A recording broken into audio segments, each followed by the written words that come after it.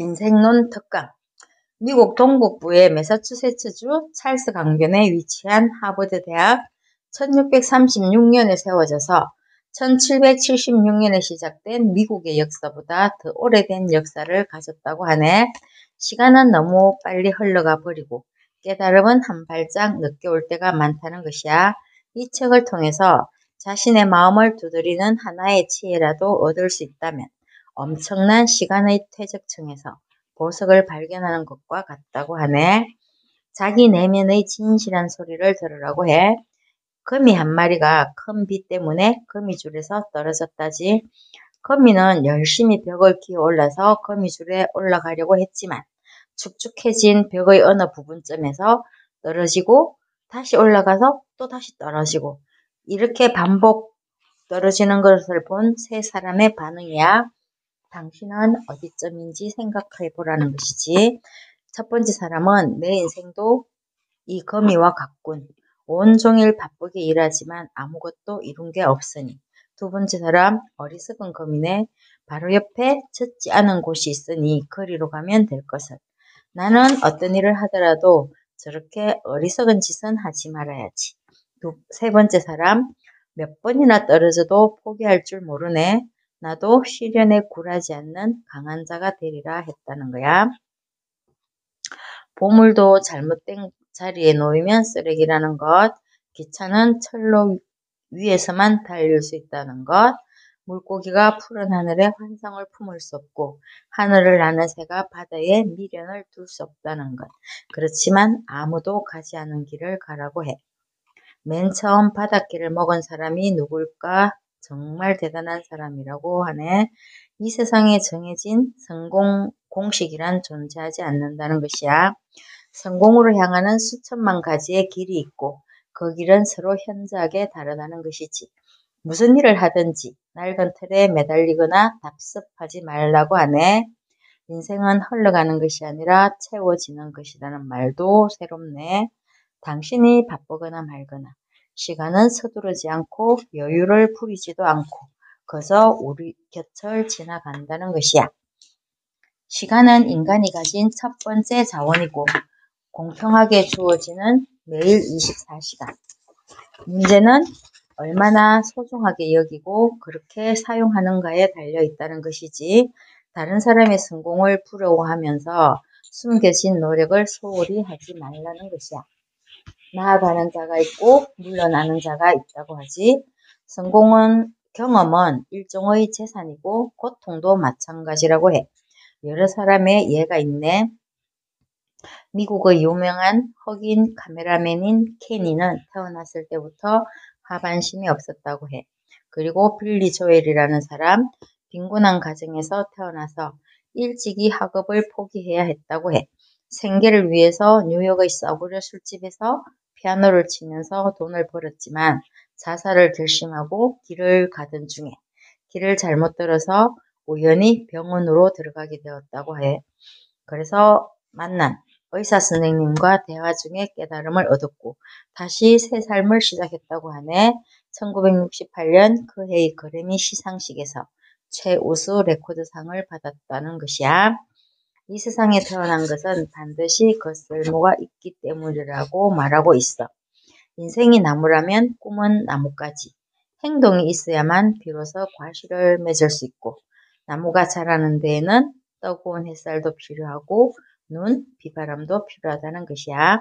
인생의 목표를 건물 짓는 것에 비유한다면 설계도는 우리의 계획이고 행동은 벽돌 쌓기라는 것. 배움에는 때가 없고 사람에게는 언제든지 계속해서 공부할 기회가 있다는 것. 매년 하버드의 합격자 명단에는 70세 전후의 사람들이 몇 명 포함되어 있다고 하네. 어쨌거나 나이를 핑계 삼지 말고 환경을 탓하지 말고 신체적인 조건도 탓하지 말라는 것이야. 모든 사람은 자신만의 거울을 가지고 있다는 것이지 내면의 거울을 들여다보라고 해. 객관적으로 자신의 부족한 부분, 우수한 부분을 찾고 그리고 또 하나의 이해가 있어. 괴팍한 성격으로 자신은 절대 성공하지 못할 것이라고 생각하던 흑인 꼬마가 있었다고 해. 그의 아버지는 묵묵히 그를 네덜란드의 반 고흐가 살던 집에 데리고 갔다고 하네. 작은 침대와 터진 가죽 신발을 보면서 아들이 물었다고 해. 반 고흐는 백만장자가 아니었나요? 아들의 물음에 아버지의 대답이야. 반 고흐는 결혼조차 할 수 없을 만큼 형편이 어려웠단다. 그리고 다음에 덴마크의 안데르센이 살던 집에 갔다고 해. 안데르센은 황궁에서 생활하지 않았나요? 아들이 물었다고 해. 안데르센은 구두장이의 아들이었단다. 그는 생전에 오래되고 흐름한 다락방에서 살았어. 이런 아버지의 교육 덕에 그는 기자가 되었고 세계를 누비게 되었지. 릭 브레그라는 사람이야. 그는 미국 역사상 최초로 뉴스 보도 분야에서 퓰리츠상을 받은 흑인 기자라고 하네. 삶은 어떠한 실패자도 불쌍히 여기지 않는다는 것이야. 시련이 다가왔을 때 용감한 자는 앞으로 나아가고 나약한 자는 뒤로 물러난다는 것이지. 당신이 소유하고 싶은 인생이 있다면 반드시 그에 걸맞은 노력을 지불하라는 것이야. 낭비한 시간에 대한 후회는 더 큰 시간 낭비라는 것, 톱밥 켜기와 같다는 것이지. 1등은 노력을 통해서 그 보답을 얻게 된 성공한 사람이고 2등은 성공을 눈앞에서 놓친 실패자라고 하네. 예를 들었는데 세계에서 가장 높은 봉우리는 대부분이 알고 있지만 두 번째로 높은 봉우리를 알고 있는 사람은 없다는 것이야. 해발 고도는 에베레스트보다도 불과 237m 낮을 뿐이지만 인도와 중국 접경에 있는 고도인 오스튼 산을 아는 사람은 거의 없다는 것이야. 1등은 기억해도 2등은 기억하지 못한다는 것. 1등이 되려는 엄격한 요구와 실천이 필요하다고 해. 삶의 진정한 의미는 행복을 느끼고 삶의 순간순간을 누리는 데 있다는 것. 우리가 하는 모든 일에 마음의 심사를 통해서 행복하게 만들려고 하네. 오늘 걷지 않으면 내일은 뛰어야 한다는 것. 하버드에 널리 알려진 격언 중에 하나라고 소개해. 추수를 끝내면 바로 가을 농사를 시작하라는 말은 공부하고 또 공부하라는 것이야. 우리 모두에게 주어진 공평한 24시간, 배움에 수많은 시간을 투자해야만 한다는 것이야. 매일 해야 할 일의 순서를 잘 안배하고 합리적으로 이용하기를 바란다고 해.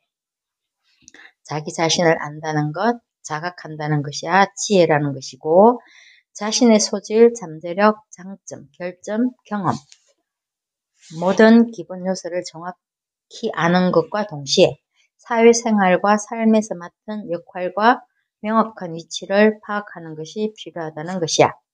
세상은 당신의 자존심에 개의치 않는다. 사람들이 보는 것은 오로지 당신의 성과일 뿐이다. 당신이 아무런 성취를 이루지 못했을 때 당신의 자존심을 과도하게 강조해서는 안 된다. 빌 게이츠의 말이라고 하네. 우호적이고 열정적이고 예의 바르고 함부로 잘난 체하지 않는 겸손함을 지닌 품격을 가지라고 해. 우월감이 강한 사람이 가장 어리석은 사람이라고 하네.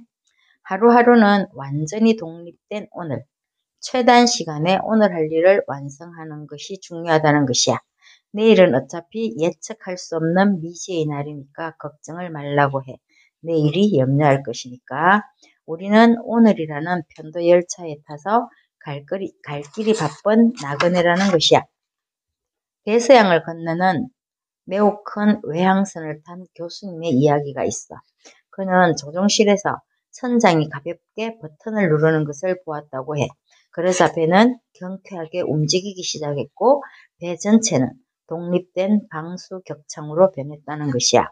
우리의 신체 구조는 외항선과 비교했을 때 훨씬 더 정교하고 또한 우리가 가야 할 여정도 훨씬 멀다는 것이지.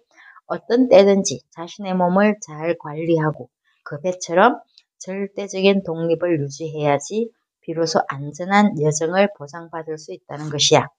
이미 지나가 버린 어제뿐 아니라 아직 오지 않은 내일도 확실히 차단하라고 하네. 항상 조금이라도 배우는 사람이 되라고도 강조해. 고난은 성장의 필수 과정이고 먹이를 두고 다투는 해변의 새들을 보면서 어느 어머니의 설명. 파도가 칠 때마다 작은 피리새는 신속하게 피한다고 하는데 두세 번 날개짓을 하면 재빨리 하늘로 날아오를 수 있다고 해. 하지만 갈매기는 상당히 굼뜨기 때문에 하늘로 날아오르려면 꽤나 시간이 걸린다는 것이지. 그렇지만 실제로 넓은 바다를 건너는 것은 바로 갈매기들이라고 해. 상기설계나무와 산 정상의 나무는 똑같은 나무이지만 생명력이 다르고 튼튼하기도 다르다는 것처럼 겸손은 사람을 발전시키고 교만은 사람을 낙오시킨다는 것. 교만은 멸망의 앞잡이라는 것이지. 성공은 고생스러운 노력과 확실한 방법 그리고 공론을 삼가하는 것의 합이라고 하네. 당신이 손해를 본 만큼 보상이 돌아온다는 말도 있어. 사람에게는 세 가지 복이 있는데 평안의 복, 건강의 복, 손해의 복이라고 해. 좌절을 받아들이고 역경을 마주하는 것은 중요한 생존 능력 중의 하나. 이것은 사람의 수양을 가늠하게 하는 기준이고 기본적으로는 심리적인 건강 상태를 반영한다는 것이야. 스티븐 킹이라는 사람, 1947년에 미국 메인주의 가난한 가정에서 태어나 3살에 부모의 이혼을 보았다는 것. 가난한 삶은 결혼 후에도 여전했다는 것이야.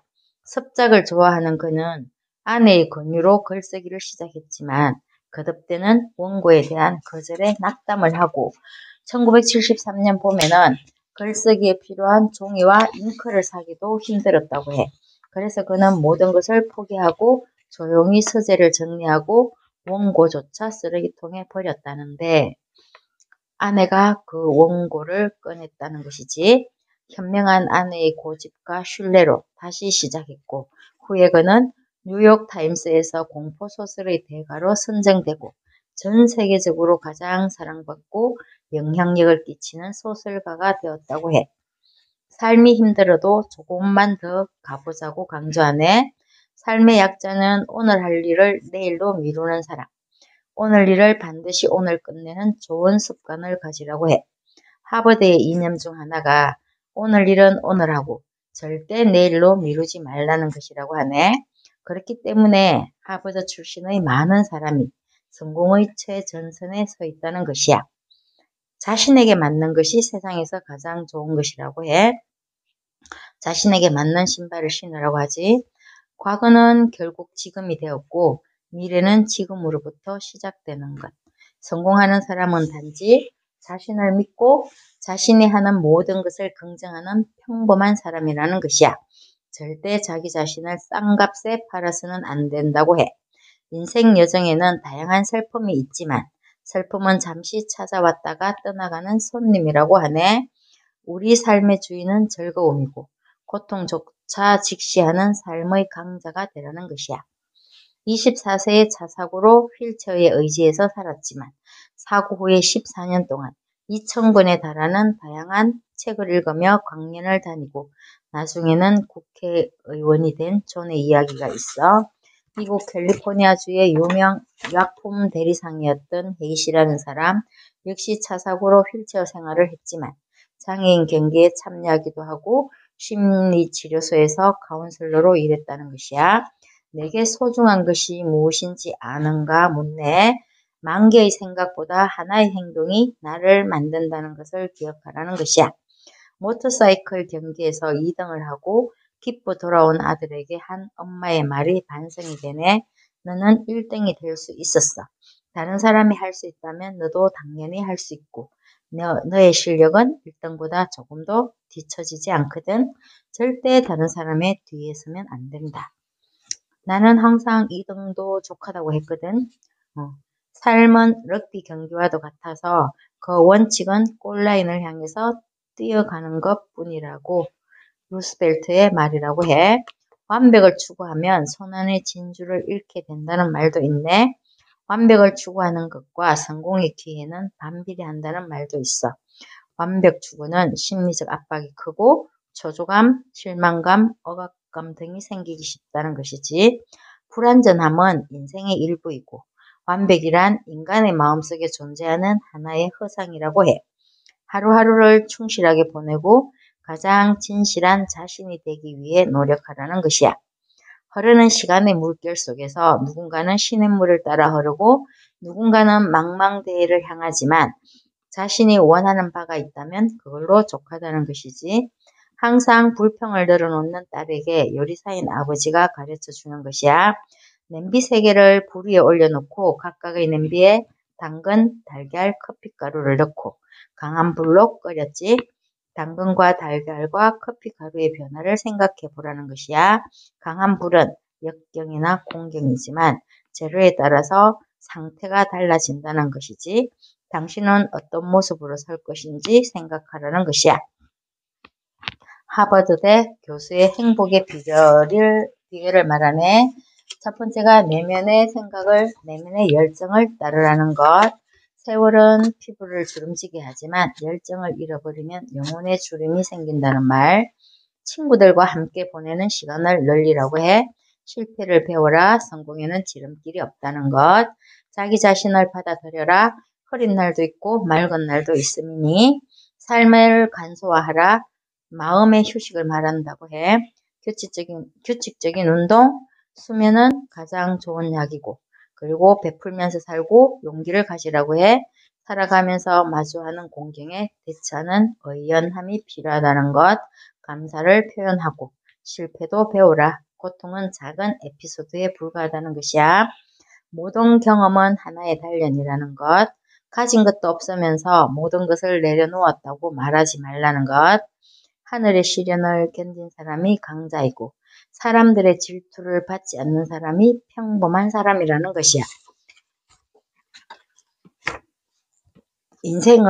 성공한 인생에는 고통과 실패가 가득하고 탁월한 인생은 탁월한 목표에서 시작하고 그 배후에는 반드시 가시밭길이 존재한다는 것.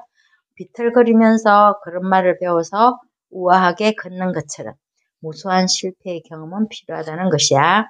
사람이 저지르는 가장 큰 실수는 바로 잘못을 저지를까 두려워하는 것이라고 하네. 실패는 일종의 학습이고 경험이고 또한 성공의 무덤이 될 수도 있고 발판이 될 수도 있다는 말. 우리 마음속의 허영 때문에 자신의 우울감을 숨기고 행복한 척 즐거운 척 하는데 다른 사람의 행복을 부러워할 필요도 없고 거짓된 척을 할 필요도 없다는 것.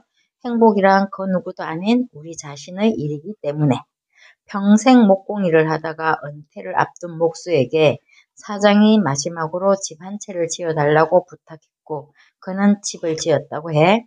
어떻게 지었을까? 정성을 다해서? 진심으로 마무리했을까? 아니면 불평하면서 대충 흉내를 내었을까? 집을 완성했을 때 사장이 말했다고 하네. 그 집은 당신에게 주는 선물이라고. 매번 마지막까지 전력을 다하고 노력해야 인생의 수확을 얻을 수 있다는 것이야. 모든 일은 시작이 어려운 법이라고 하지만 완벽한 결말을 맞이하기란 더욱 어렵다는 것이지. 하버드 졸업생은 어떤 일이건 시작에 주의할 뿐만 아니라 결과에 더욱 주의한다는 것이야. 그들은 자신의 인생에 보기 흉한 반쪽짜리 공사를 남기지 않는다는 것이야. 최고의 성취는 끊임없이 스스로를 개선하는 것이라고 하네. 기회가 없다고 불평하면 기회가 보이지 않는다는 것. 기회는 바람에 흩날리는 민들레 씨앗처럼 항상 조용하게 당신 주위에 나타난다는 것이야. 다른 사람에게 휘둘리지 않는 1%의 자신감이 필요하다는 것이야. 만약 1000명이 햄릿을 읽는다면 1000가지 버전의 햄릿이 존재할 것이라고 하네. 그 이유는 사람마다 문제를 대하는 관점의 각도가 다르기 때문이라고 해. 파블로 피카소가 어렸을 때 그의 어머니는 만약 네가 군인이 되고 싶다면 장군이 되어라. 만약 수도사가 되고 싶다면 교황이 되어야 한다고 했대. 나는 그저 화가가 되고 싶었을 뿐이다. 그래서 피카소가 되었지. 피카소의 말이라고 해. 무거운 짐을 진 사람만이 비바람을 견딘다고 해. 압박의 효과라고 하네. 되는 대로 살아가면서 압박을 조금도 느끼지 않는다면 폭풍우를 만난 배처럼 자그마한 인생의 풍랑에도 전복된다는 것이지. 아무것도 바꾸지 않으면 아무것도 변하지 않는다는 말. 이것도 기억해야겠지?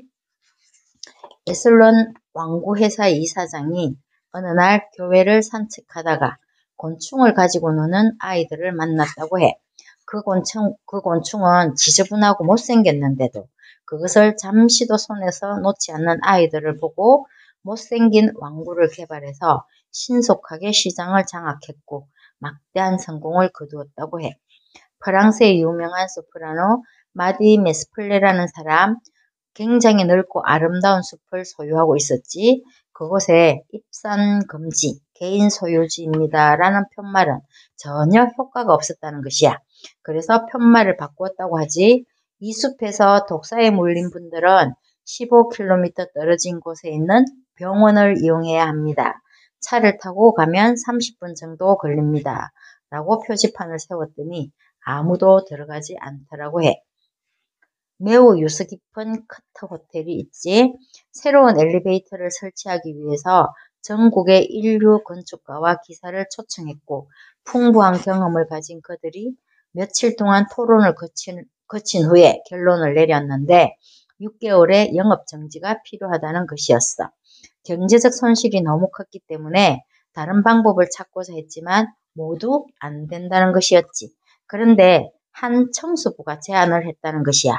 건물 밖에서 엘리베이터를 설치하면 어떨까 하고 얼마 지나지 않아서 건물 외벽에 설치된 엘리베이터는 건축 역사상 최초의 관광 엘리베이터가 되었다는 것이야. 용기란 성취가 아니고 계속 시도하는 것. 1000번을 넘어져도 다시 일어나는 힘이라고 하네. 선천성 장애를 가진 존의 성공, 링컨의 거듭되는 실패를 넘어선 성공, 많은 이야기들이 있어. 황량한 마음에 피어나는 희망은 황량한 마음에 피어나는 신성한 꿈이고 햇빛처럼 진흙탕에서도 눈부신 검빛이 떠오르게 만드는 것이라고 해. 1분만 더 노력하면, 한 번만 더 노력하면 역전승이 될 수 있다는 말을 기억했으면 좋겠네. 여기까지야.